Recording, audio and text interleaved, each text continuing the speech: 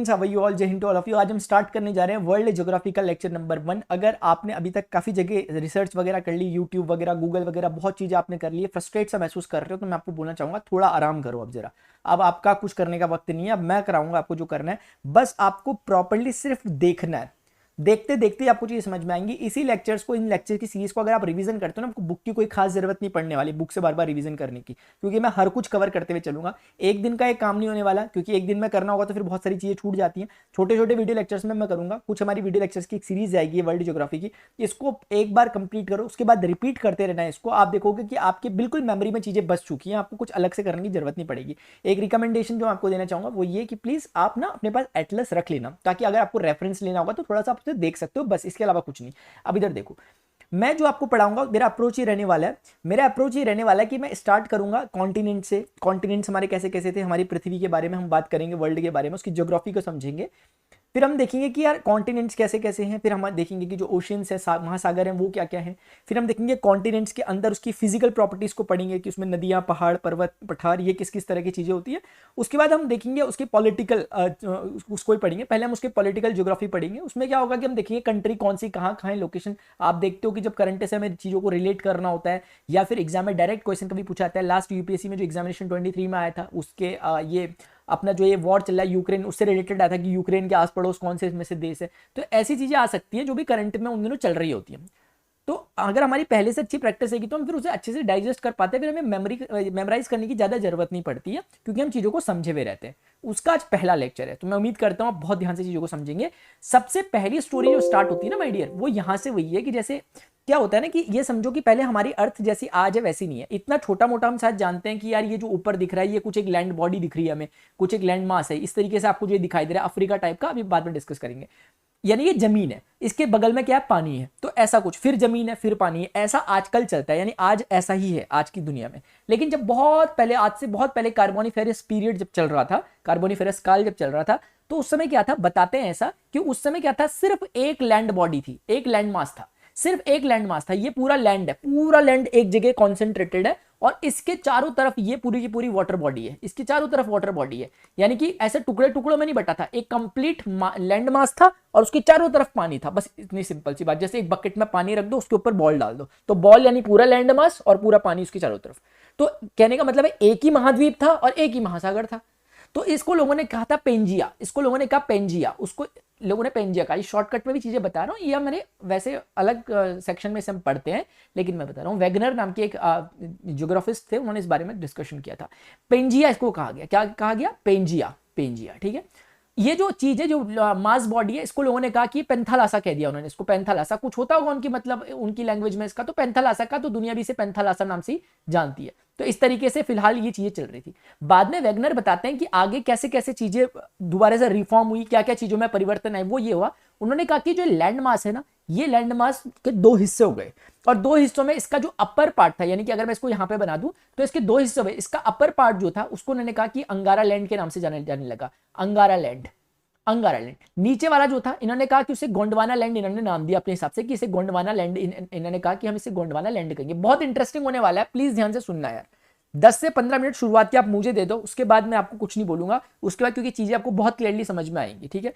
देखो, ये दो हिस्से इसके हो गए। अब क्या होता है कि जो ऊपर वाला हिस्सा हुआ ये भी फर्दर फिर टूटा, और नीचे वाला हिस्सा था ये भी टूटा और टुकड़ों में, और ये टुकड़े टूट टूट के महाद्वीप बन गए, जो आज की डेट में हमारे पास 7 महाद्वीप बने हुए। अब इस चीज को एक बार देख लेते हैं कैसे कैसे एक्चुअली हुआ था। देखो इधर, ये आपको कुछ दिखाई दे रहा है यहाँ पे, ओ कलर कहाँ उड़ गया इसका, हाँ कलर आ गया, ठीक है। ये कलर था, ये कलर हो गया। तो इसमें जो आपको चीज दिखाई दे रही है ना, इसकी हिस्ट्री कुछ इस तरह की है कि जो मैंने आपको भी बताया कि दो हिस्से हुए थे, इसका एक हिस्सा अपर पार्ट था, ये मान लेते हैं अपर पार्ट हो गया इसका, और ये इसका लोअर पार्ट हो गया। इस तरीके से इसके दो हिस्से हुए थे। ये वाला जो था अपना, मैंने से कहा कि अंगारा लैंड है ये वाला, ठीक है। जरा ध्यान से समझना क्योंकि चीजें आ चुकी है। ये नीचे वाला जो मैंने कहा, इसको मैंने कहा गोंडवाना लैंड है। ये मैंने ऐसा कहा आपको कि ये दो हिस्सों में टूटा। अब ये गोंडवाना लैंड भी 5 हिस्सों में लगभग लगभग टूटा। वो 5 हिस्से कौन कौन से थे, जो आज के, एक ये हिस्सा था, एक दूसरा हिस्सा ये था, एक तीसरा हिस्सा ये था, एक चौथा हिस्सा ये था, एक पांचवा हिस्सा ये था। ये जो नीचे ये 5 हिस्से है ना, ये असल में जो एक गोंडवाना लैंड, जो दक्षिण वाला, जो साउथ वाला, जो सदर्न हेमिस्फेयर था, वो भी फर्दर जब टूटा तो 5 हिस्सों में लगभग लगभग टूट गया। और आज की डेट में इन 5 हिस्सों को नाम दिया जाता है, इसको बोला जाता है साउथ अमेरिका महाद्वीप, इसको कहा जाता है अफ्रीका, अफ्रीका कॉन्टिनेंट। इस वाले को कहा जाता है मेडागास्कर। ये मेडागास्कर एक देश है, थोड़ा सा गरीब टाइप का देश है, अफ्रीका का मेडागास्कर है। उसके बाद ये पूरा इंडियन सब कॉन्टिनेंट है, यानी कि जो भारतीय उपमहाद्वीप है जिसमें सब कुछ आता है, जो अपना पुराना अखंड भारत था वो समझ लो आप। इस तरीके से ये जो चीज है ये अपना ऑस्ट्रेलिया वाला इलाका है, जो कि ओशनिया कहते हैं, जिसमें ऑस्ट्रेलिया न्यूजीलैंड वाली जगह है। फिलहाल आप इसे मोटा मोटा समझ सकते हो कि ऑस्ट्रेलिया जो महाद्वीप है, ऑस्ट्रेलिया जो कॉन्टिनेंट है वो वाला। तो कुल मिला के कॉन्टिनेंट वाइज अगर हम बात करें तो जो ये अपना साउथ अमेरिका है, अफ्रीका है और उसके बाद एक ऑस्ट्रेलिया है। तो 3 जो कॉन्टिनेंट्स बने अपने वो तो साथ साथ बन गए गोंडवाना लैंड से। बाकी इसके ऊपर का जो इलाका है इसे कहते हैं नॉर्थ अमेरिका। चिंता मत करो, मुझे पता है आपको अगर प्रॉब्लम होगी तो मैंने सब चीजें तैयार करके रखी है, डिटेल से डिस्कशन करेंगे, अभी ओवरव्यू ले रहे हैं। उसके बाद ये जो इलाका है ये इलाका बनता है एशिया का। क्या है एशिया, इनमें से कौन सा एशिया? और इसके लगभग इस तरफ का इलाका जो है ये है यूरोप का इलाका। तो जो अंगारा लैंड था ना, वो अंगारा लैंड 3 हिस्सों में बढ़ गया, उसमें एक नॉर्थ अमेरिका, एक यूरोप और एक एशिया आ जाएगा। इस वाले में क्या क्या आ गया? इसमें आ गया साउथ अमेरिका, इसमें आ गया अफ्रीका, इसमें आ गया मेडागास्कर, इसमें आ गया ऑस्ट्रेलिया, इसमें आ गया इंडियन सबकॉन्टिनेंट, और ये क्या हो गया? ऑस्ट्रेलिया हो गया। तो कुल मिला के इस तरीके से इसके टुकड़े हुए थे। कभी आपको डिस्क्रिप्टिव वे में लिखना आएगा तो आप यहीं से ऐसी चीजें स्टार्ट करते हो।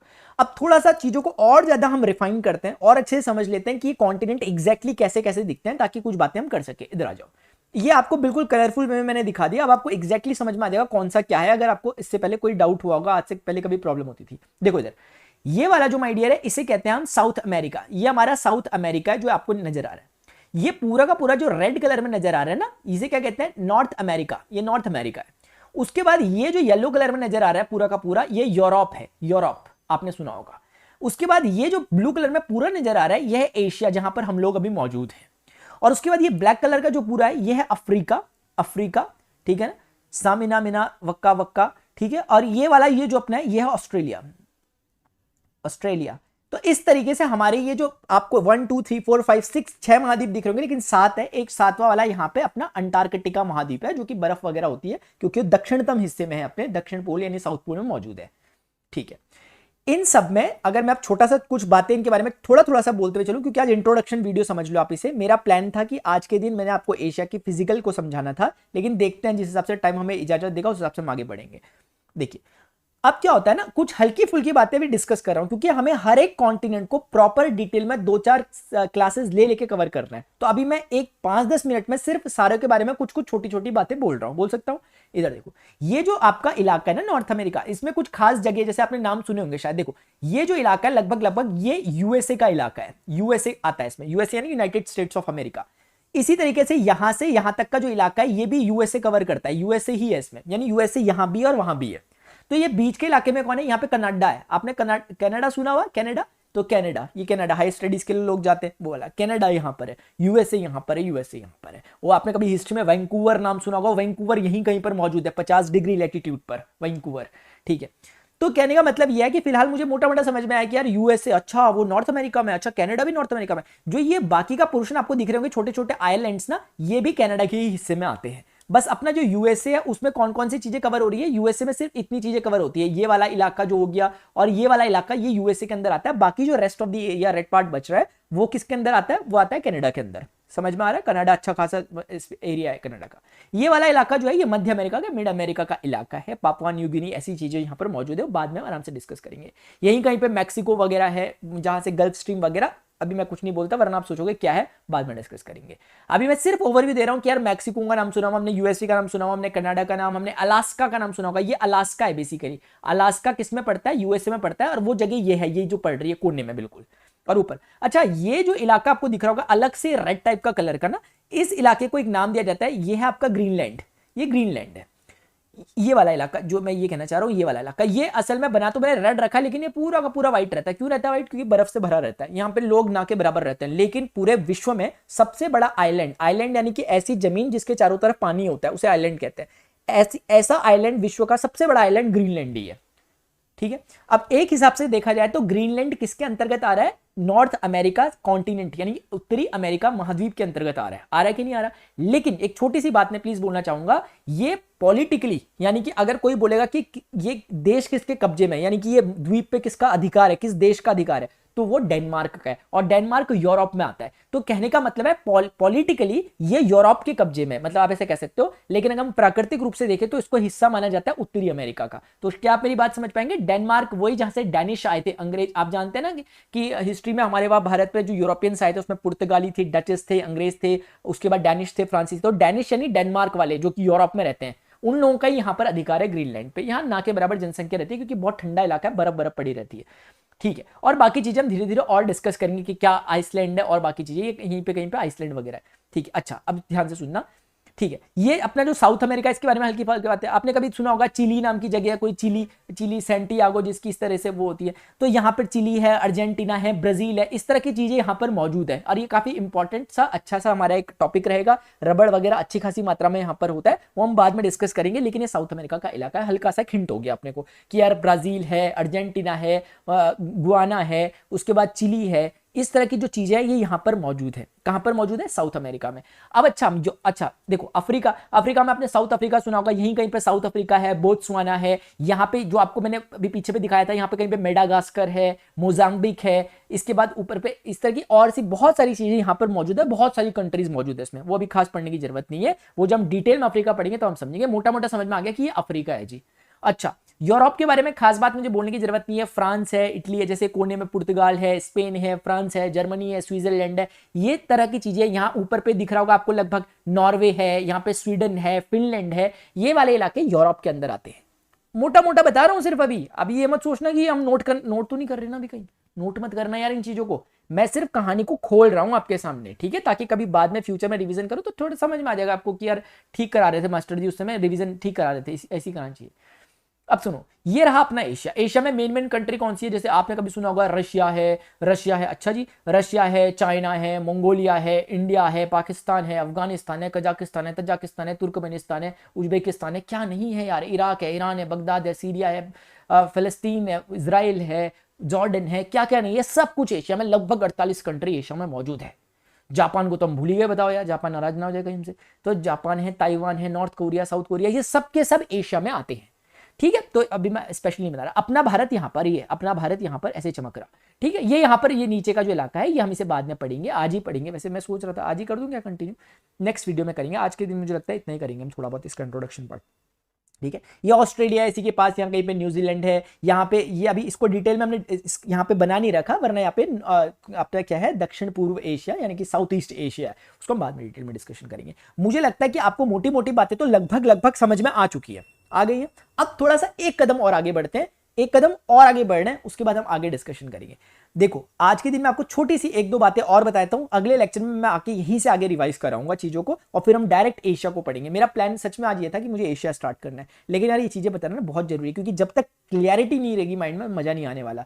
ठीक है, देखो अब मेरी बात ध्यान से सुनना। देखो, कुछ चीजें हल्की फुल्की बताते हुए चल रहा हूं, फिर हम नेक्स्ट टाइम से एशिया को स्टार्ट करेंगे। ये लगभग एशिया महाद्वीप को मैंने ऐसे दिखा रखा है ताकि आप लोगों को ना एक बार ऊपर से ओवरव्यू मिल जाए, ताकि हमें एक तरह से ड्रोन व्यू मिल जाए। वो ये है कि ऊपर से जो आपको दिख रहा है एशिया, सारा एशिया नहीं है ये। देखो, ये जो इलाका आपको नजर आ रहा होगा ना, जैसे अगर मैं कहूं तो ये वाला इलाका अफ्रीका में हो गया, जो पीछे बताया था, इसको नहीं देखना अभी फिलहाल। इसके अलावा जो ये आपको लाइन दिखाई दे रही है, इसके बाद का जो इलाका, ये भी हमारा इलाका नहीं, क्योंकि यूरोप का इलाका हो गया। बस इनके अलावा जो कुछ इलाके आपको नजर आ रहे हैं, जैसे ये पूरा का पूरा जिसको मैं बाउंड्री कर रहा हूं, ये सारा इलाका जो होता है ये एशिया का ही। हमें नेक्स्ट लेक्चर में अपने आराम से इन चीजों को डिस्कस करना है। ये सारा इलाका किसका है? एशिया का है। जो इस बाउंड्री के पूरा चारों तरफ ये जो इलाका है सारा एशिया का है। अब इसमें है क्या ना, मैं आपको क्या बताना चाह रहा था, हल्की सी बात बता रहा हूं, फिर हम चलते हैं। देखो ध्यान से देखना, कुछ हल्के फुल्के मैं चीजों के नाम बताता हूं जो हमारे साथ अक्सर यूज होने वाली है इस लेक्चर में।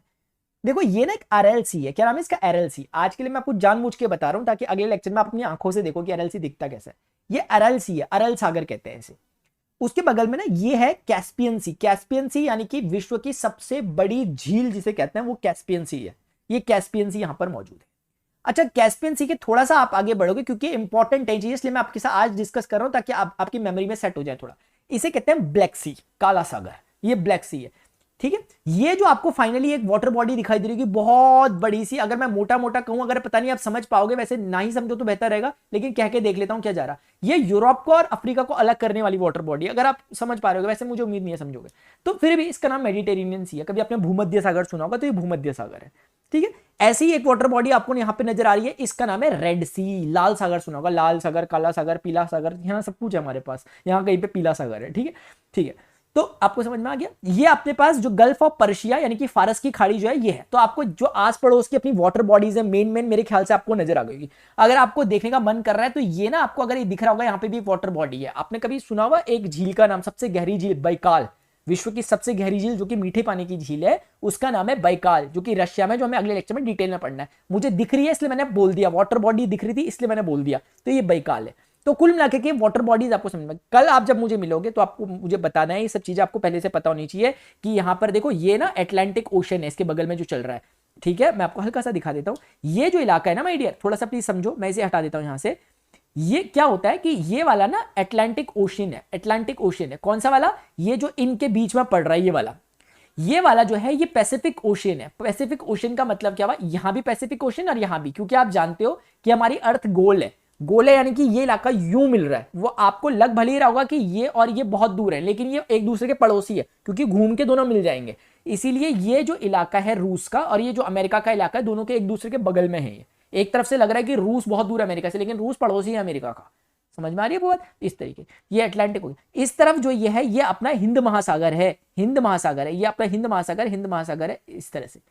ठीक है, ये अपने इंडिया के जो नीचे पैरों में। तो ये कुछ चीजें हो गई। इसके बाद छोटा सा यहाँ पे एक आर्कटिक ओशन है, आर्कटिक ओशन है, यहाँ पर आपको हल्का सा पता चल गया होगा। और यहाँ पे अंटार्कटिका है, यानी आप दक्षिण सागर इसे कह सकते हो इस तरीके से, जहां अंटार्कटिक महाद्वीप के पास पड़ता है।